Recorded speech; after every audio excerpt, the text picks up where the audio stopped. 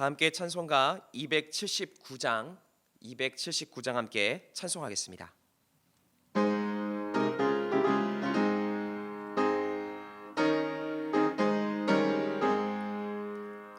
인행하신 곳에 주여 내가 비고니 죄인오라 하실 때에 날 부르소서.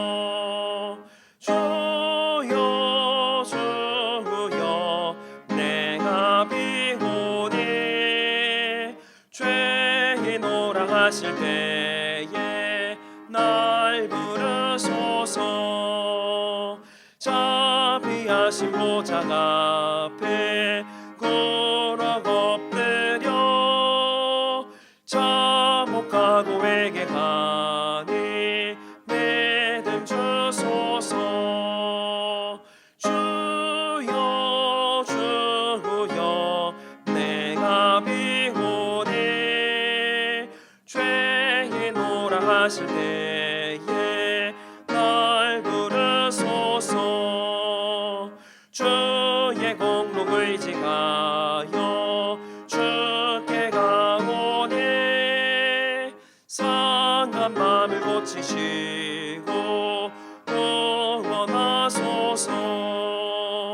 주여 주여 내가 비고니 죄인오라 하실 때에 날 부르소서. 만복 끝없 우리 주여 위로하소서. 우리 주와 같은 신이 어디 계실까. 주여 주여 내가 비고니 죄인오라 하실 때에 날 부르소서. 아멘. 찬송가 259장 힘차게 박수하시면서 함께 찬송하겠습니다.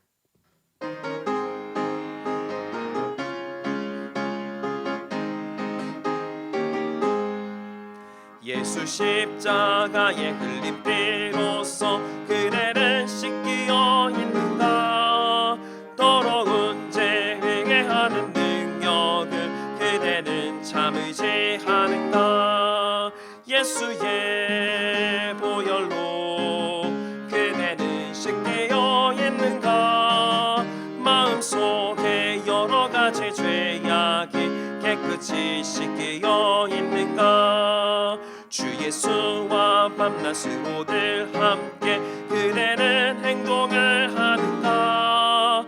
아무 때나 어디서나 그대는 십자가 붙들고 있는가. 예수의 보혈로 그대는 씻겨져 있는가. 마음속에 여러 가지 죄악이 깨끗이 씻겨 있는가. 주님 예수 다시 올 때 그대는 영접할 예복이 있는가. 그대 몸은 거룩한 곳 천국에 들어갈 준비가 됐는가. 예수의 보혈로 그대는 씻겨 있는가. 마음속에 여러 가지 죄악이 깨끗이 씻겨 있는가. 모든 죄에 더러워진 예복을 신부 앞에 지금 다 벗어서 샘물같이 솟아나는 보혈로 눈보다 더 이게 씻으라. 예수의 보혈로 그대는 씻겨 있는가. 마음속에 여러 가지 죄악이 깨끗이 씻겨 있는가. 오늘의 성경 말씀은 신약 마태복음 3장 1절부터 12절까지의 말씀입니다. 저와 여러분들이 한 절씩 교독하여 읽도록 하겠습니다. 그때에 세례 요한이 이르러 유대 광야에서 전파하여 말하되 회개하라 천국이 가까이 왔느니라 하였으니 그는 선지자 이사야를 통하여 말씀하신 자라 일렀으되 광야에 외치는 자의 소리가 있어 이르되 너희는 주의 길을 준비하라 그가 오실 길을 곧게 하라 하였느니라. 이 요한은 낙타털 옷을 입고 허리에 가죽띠를 띠고 음식은 메뚜기와 석청이었더라. 이때 예루살렘과 온 유대와 요단강 사방에서 다 그에게 나아와 자기들의 죄를 자복하고 요단강에서 그에게 세례를 받더니 요한이 많은 바리새인들과 사두개인들이 세례 베푸는 대로 오는 것을 보고 이르되 독사의 자식들아 누가 너희를 가르쳐 임박한 진노를 피하라 하더냐. 그러므로 회개에 합당한 열매를 맺고 속으로 아브라함이 우리 조상이라고 생각하지 말라. 내가 너희에게 이르노니 하나님이 능히 이 돌들로도 아브라함의 자손이 되게 하시리라. 이미 토끼가 나무 뿌리에 놓였으니 좋은 열매를 맺지 아니하는 나무마다 찍혀 불에 던져지리라.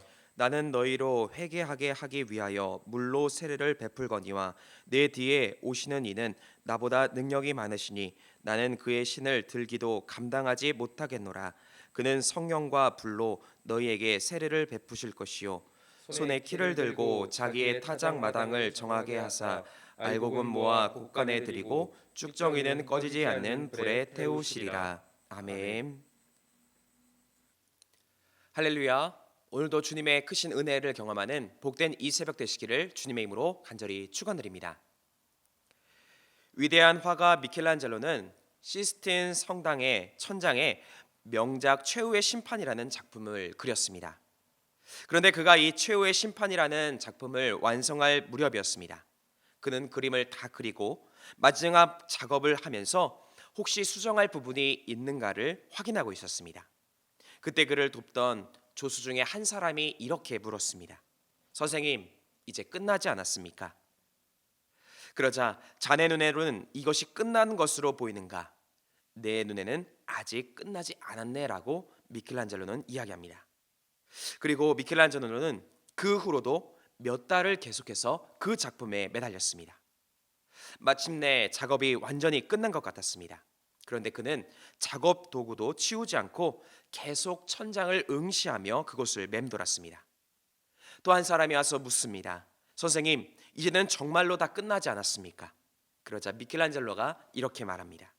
내 눈에는 끝났는데 주님께서 보시기에는 어떠할지 모르겠네. 그는 위대한 화가였지만 교만하지 않았고 늘 하나님의 시선을 의식했다라는 것입니다. 그리고 그런 겸손한 모습이 있었기 때문에 주님이 들어 사용하여 주셔서 위대한 화가가 될 수 있었다라는 것입니다. 마찬가지로 우리에게는 뛰어난 재능이 있을 수도 있고 능력이 있을 수도 있습니다. 그런데 주의할 것은 과연 하나님이 보시기에는 어떤 모습일까를 늘 생각해야 한다라는 것입니다. 즉 내 힘으로 모든 일들을 다 감당하기보다는 겸손히 주님의 시선을 의식하면서 하나님 앞에서 최선을 다하는 삶에 하나님의 역사가 일어날 수 있고 주님께 쓰임받는 삶을 살아가게 되는 줄 믿습니다. 오늘 본문에 나온 세례 요한이 바로 이러한 삶을 살았습니다. 당시 그는 사람들로부터 영적인 지도자로서 인정을 받았습니다.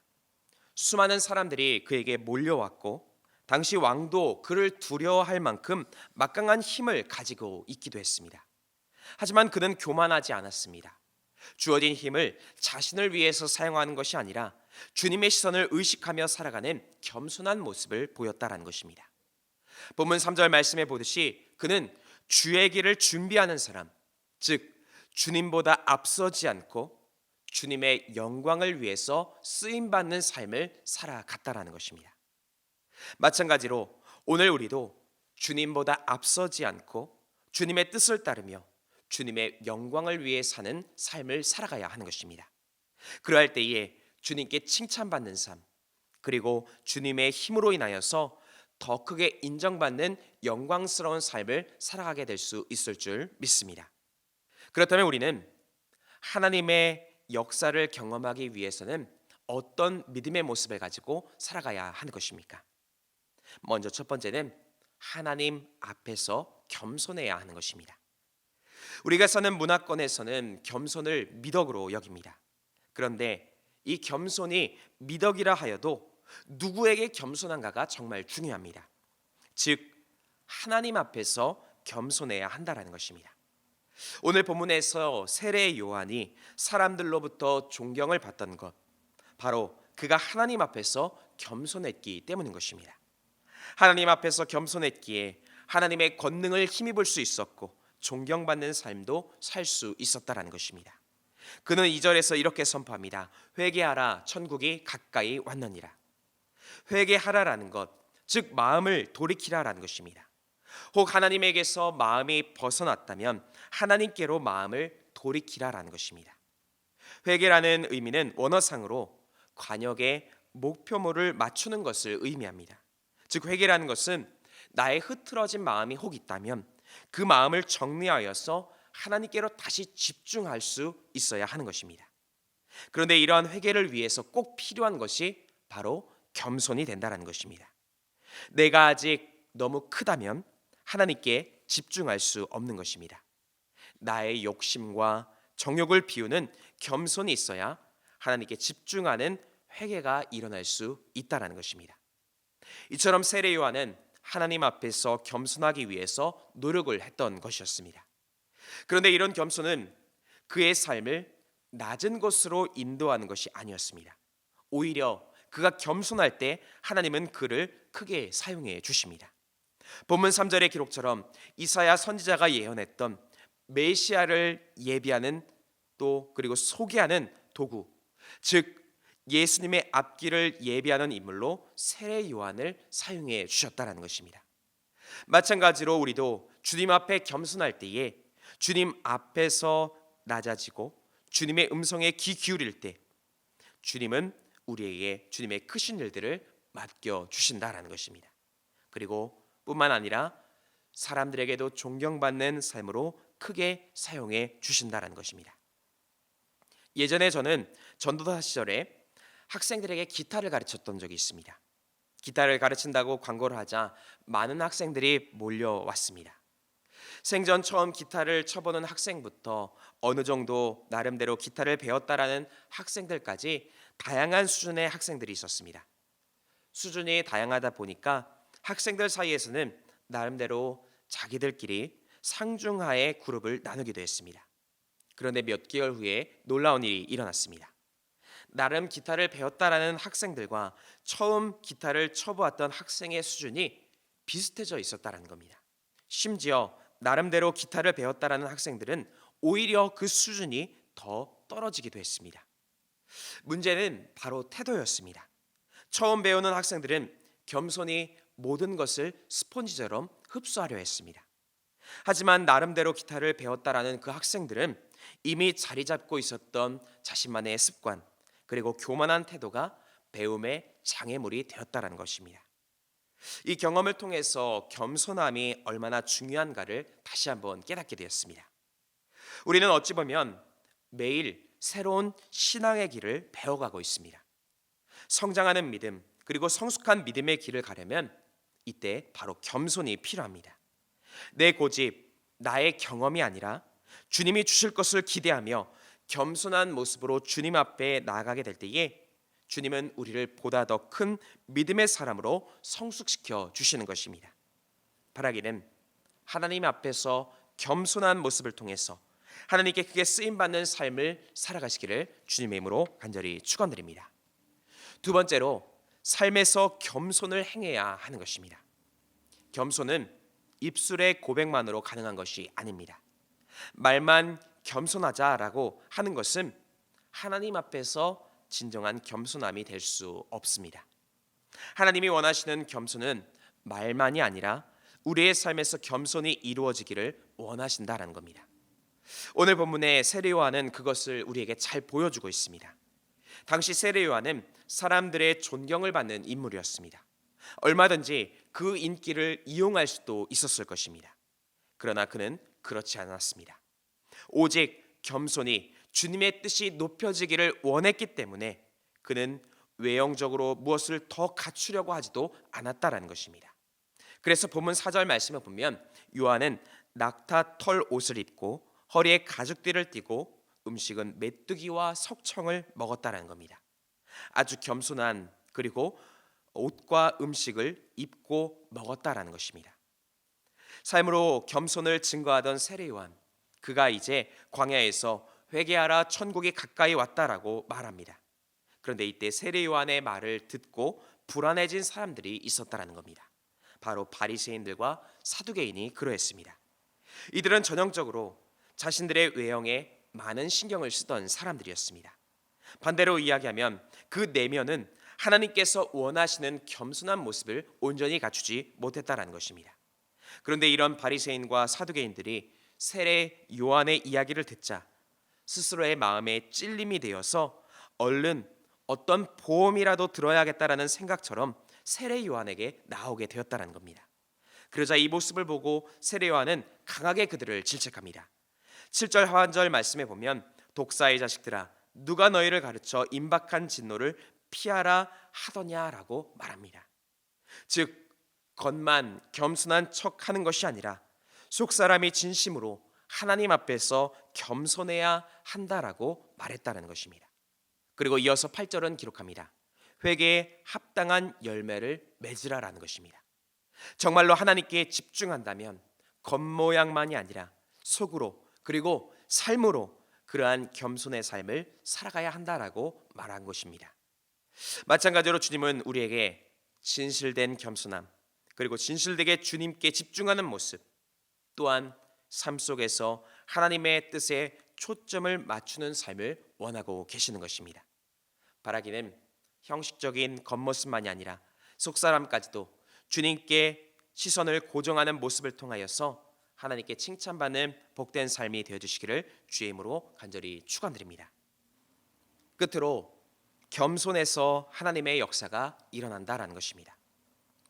본문 13절부터 17절 말씀에 보면 또 한 명의 겸손을 실천하신 분 바로 예수님의 이야기가 나오고 있습니다.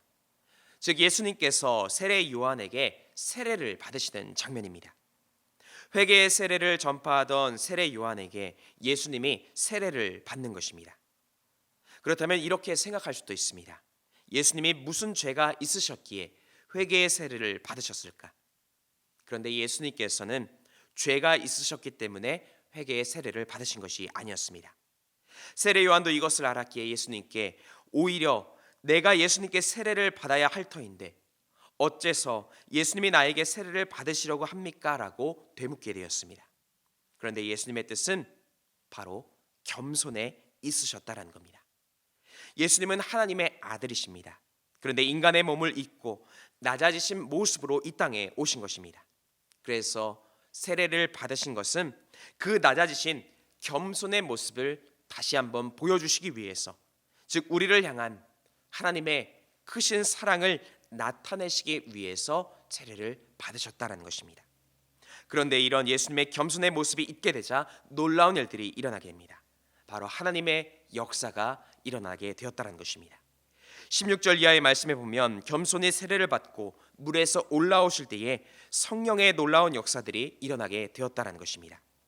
즉 겸손에서 하나님의 역사가 시작되어진다는 것입니다. 마찬가지로 하나님은 우리에게 겸손의 모습을 원하십니다. 그런데 그 겸손의 모습은 우리가 낮아지기만 하는 것이 아니다라는 것입니다.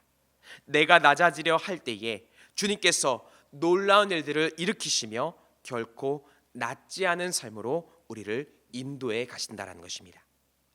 바라기는 주님의 뜻에 따라서 겸손의 모습을 행하며 살아가시기를 바랍니다. 그리고 그로 인하여서 하나님의 크신 역사를 경험하는 복된 삶이 되어지시기를 주의 이름으로 간절히 축원드립니다. 함께 기도하시겠습니다. 사랑과 은혜가 충만하신 하나님, 우리에게 하나님의 복된 믿음의 삶을 허락하여 주심에 감사드립니다. 겸손히 주님을 닮아가게 하여 주시고 주님의 뜻 앞에 겸손히 무릎 꿇으며 하나님이 이루실 놀라운 역사를 체험케 하여 주시옵소서. 오늘도 주님 앞에 정성 모아 귀한 예물을 드린 손길이 있습니다. 이 예물을 기쁘게 받아 주시옵고 드린 손길 가운데에는 한량없는 은혜와 축복으로 채우시고 인도하여 주시옵소서. 또한 오늘 우리가 주님께 기도할 때에 주님 앞에 무릎 꿇으며 나아가오니 하나님 우리의 삶에 하나님의 놀라운 역사를 일으켜 주시옵고 하나님의 크고 은밀한 비밀들이 일어날 수 있도록 인도하여 주시옵소서. 모든 것 감사드리며 우리 구주 예수 그리스도 이름으로 간절히 기도드립니다. 아멘. 하늘에 계신 우리 아버지여, 이름이 거룩히 여김을 받으시오며 나라가 임하시오며 뜻이 하늘에서 이루어진 것 같이 땅에서도 이루어지이다. 오늘 우리에게 일용할 양식을 주시옵고 우리가 우리에게 죄 지은 자를 사하여 준 것 같이 우리 죄를 사하여 주시옵고 우리를 시험에 들게 하지 마시옵고 다만 악에서 구하시옵소서. 나라와 권세와 영광이 아버지께 영원히 있사옵나이다. 아멘. 이 시간 함께 공동의 기도 제목 가지고 함께 통성으로 기도하겠습니다. 먼저 주신 말씀 의지하여 함께 기도하겠습니다. 또한 나라 민족 위해서 기도하실 때에 대통령과 위정자들을 위해서 또 그리고 질병의 종식을 위해서 이 땅의 평화와 안정을 위해서 함께 기도하겠습니다. 또한 교회를 위해서 기도하실 때에 믿음의 선한 능력으로 승리하는 교회가 될 수 있도록 함께 기도하시고 또 특별히 담임 목사님의 신혼의 강건함을 위해서 또 그리고 모든 기관과 속해 선교회를 위해서도 함께 기도하도록 하겠습니다. 또한 우리 가정과 개인을 위해서 함께 기도하시고 또 이웃을 위하여 중보하며 기도하실 때에 병환 중인 환우들 또 어려움 가운데 있는 이웃들을 위하여 함께 중보하며 기도하겠습니다. 이 시간 함께 기도하겠습니다.